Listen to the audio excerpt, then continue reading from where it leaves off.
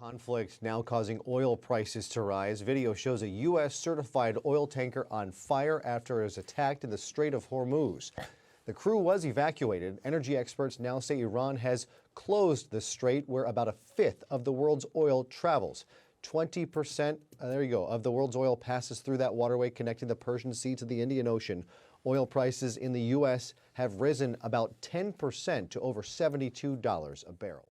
Hartlike goeiemôre kykers en luisteraars, baie welkom weer eens by hierdie uitsending. U het nou so vinnige uittreksel gesien van wat die effek is op hierdie huidige oomblik of die laaste paar dae van die oorlog wat uitgebreek het dan nou tussen Israel, Amerika en Iran spesifiek. En wat se effek dit dan het ook op oliepryse en kan hê en gaan hê sou dit verder voortduur. En dit kan natuurlijk geweldige implikaties hê. Ons het daarvan melding gemaak al paar jaar gelede, seker 2, 3, 4 jaar gelede. Dit was nog tydens Joe Biden se administrasie in Amerika, toe Anthony Blinken, die voormalige sekretaris-generaal van Amerika, die uitlating gemaak het en gesê het dat 2 teikens wat hulle sal uitsonder wanneer hulle Iran aanval, sal wees sy kernaanlegte, wat ons tydens die 12-dag oorlog gesien het, en nou weer. Maar dan ook 'n belangrike teiken wat hy uitgelig het, was die olievelde van Iran. En ons het nog melding gemaak in daardie video dat Iran het toe gereageer daarop. Dis nog tydens die Joe Biden administrasie. Dat sou hulle olievelde aangeval word, dan sal Iran op sy beurt Kuwait, Qatar, Oman, Saudi-Arabië, sal hy dan ook op sy beurt daardie lande in die Midde-Ooste se olievelde. En hy het ook gesê sy hawens sal hy ook aanval, van waaraf hierdie olie vervoer word. Nou ja, ons is nog in die begin van hierdie gebeure.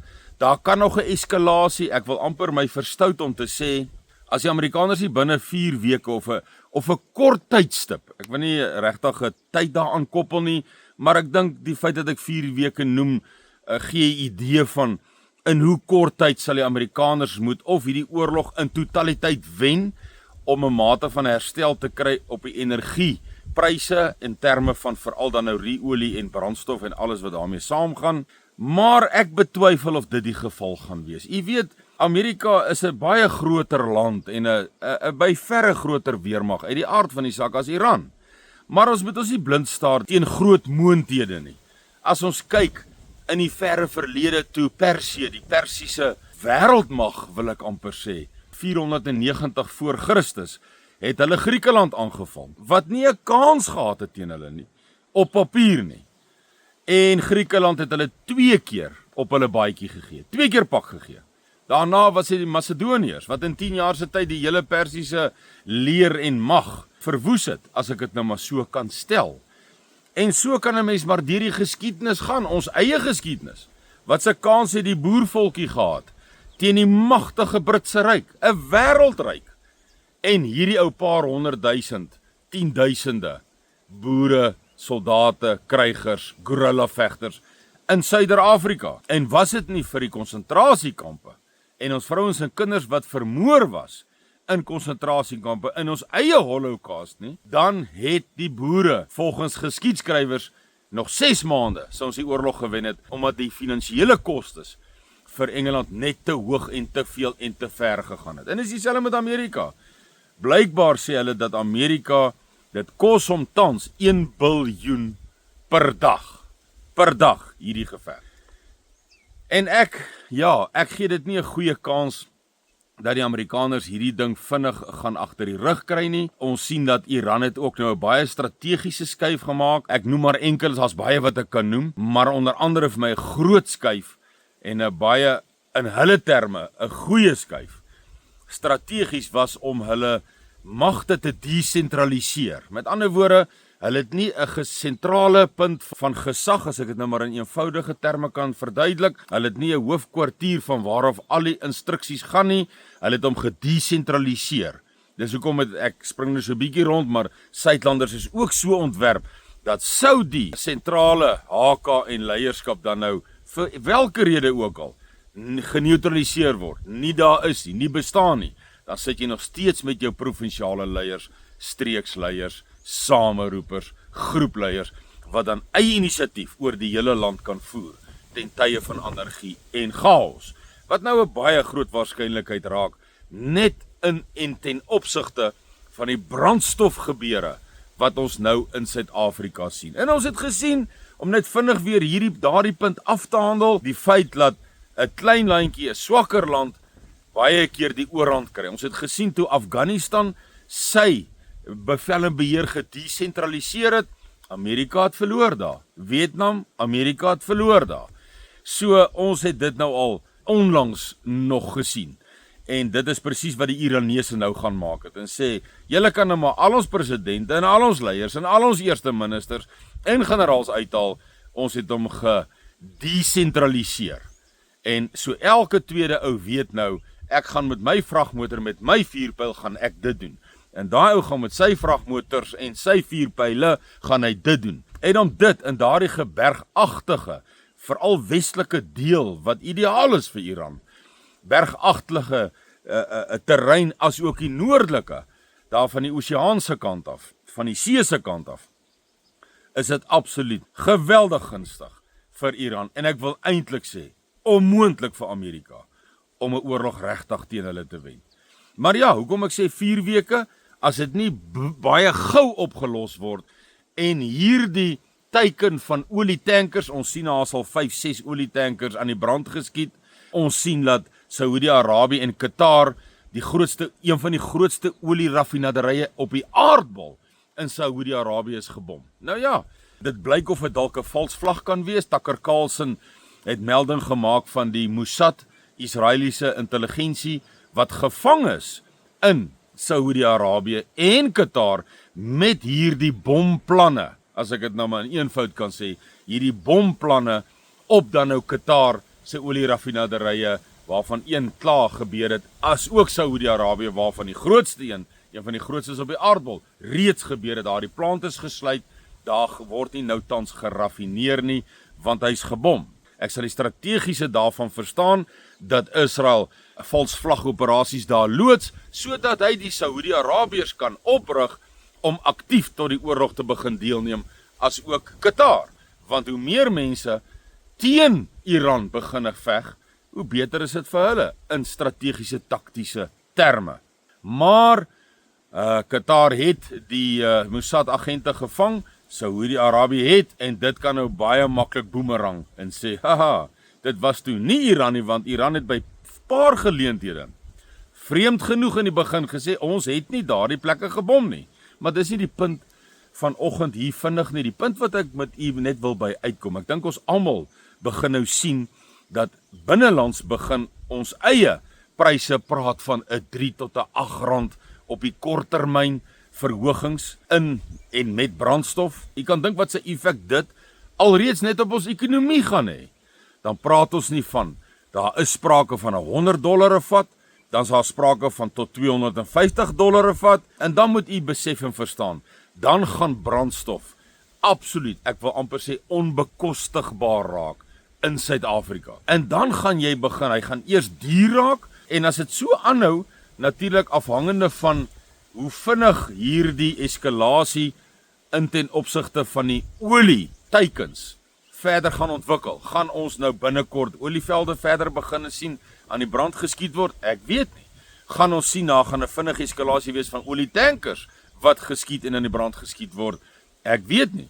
Wat ons weet, is sou dit verder eskaleer, kan hierdie brandstoftekorte en hierdie pryse kan letterlik op die kort termyn die hoogtes inskiet. Soveel so dat hulle later gaan prioritiseer en sê jy as 'n gewone burger kan net 5 liter argumentsonthaalwe per week ingooi. Want daar is net, jy weet, prys word bepaal deur vraag en aanbod. En hoe hoër die vraag is en hoe laer die aanbod is, hoe duurder. Hoe hoër die aanbod is, hoe laer die vraag is, goedkoper.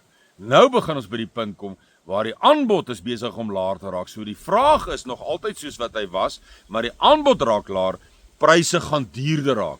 Dan op 'n stadium, dan sou dit verder eskaleer, wat ek 'n goeie kans gee.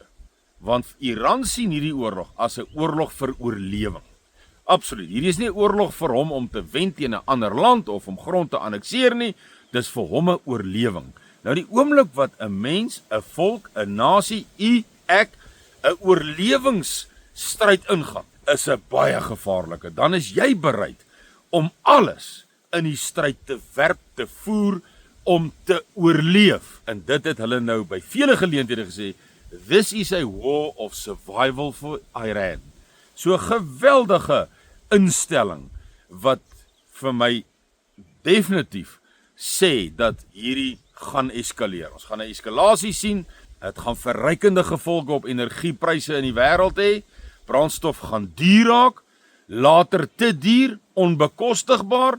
Dan later begin jou kettingwinkels en jou voedselverspreiding begin skipbreek lê, want die vragmotors het nie meer die brandstof genoeg om oral in Suid-Afrika voedsel af te lewer, af te gee nie. En dan gaan jy begin voedseltekorte kry op die rakke. En wat is die logiese? Kom ons bel vir logika.